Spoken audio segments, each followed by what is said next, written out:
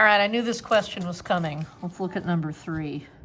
Number 3 is different than the first two. So Molly was able to get 50 burgers. I love the labeling. She's underlining what to look for. Number 3 is a different type of problem. Adam had $91. If he spent $21 on new books, what's the ratio of money he has to money he spent? So this is different than the other ones because in this one, it's asking for a ratio answer.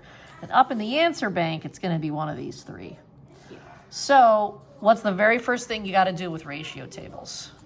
You have to put the labels. Yep. So let's go back through and read. What are the 2 labels or the 3 things we're talking about here? Money he still has and money he's spent. Money he has and money he spent. So go ahead and write that down.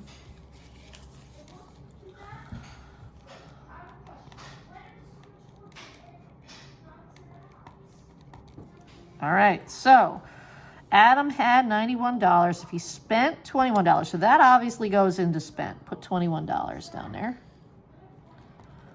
So the question becomes, where does this 91 go? Is that money he has, monies he spent, or is it the idea of total money? Total money. Correct. That's what's really, really tricky, and that's why we teach these ratio tables. So you could just write total there. Yep. So this is what Molly has on her paper right now. Now she's prepared to go through. What's the first step you're going to solve here, Molly? Because there's actually no other information in that problem. What's the first thing you're going to fill in? You have to subtract 91 or 21 from 91. Yes, 21 from 91 or 91 minus 21. Thank you for not saying 21 minus 91 because that would be negative. Go ahead and write in that answer.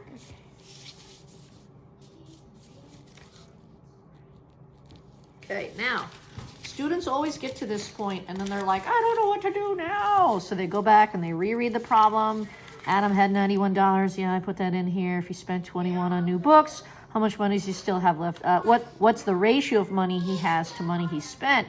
They're like, well, I don't know what to put in here. And 70, 21, and 91 are not up here. So this is where we're going to end up simplifying.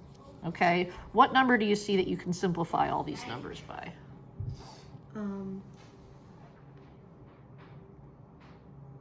90? Yeah, 7. 90, Yeah, 7. 91 is a number I don't deal a lot with. So looking at 21 and 70, I'd probably say 7. You can divide by 7. Divide by 7. And this should be 13. 91 divided by 7. Super old. Yeah, it is 13. That makes sense. So now if you look back up at the top, you've got this 10 to 3. Now the answer bank tells you that it's 10 to 3. Let's look at why it's 10 to 3. This goes back to order is important. He has to money he's spent. So you have to be really careful when you pull this out because they could have said spent to has or has to total or total to spent. They could ask any of those questions. So has to spent is 10 to 3 like it says up in the answer bank. There you go.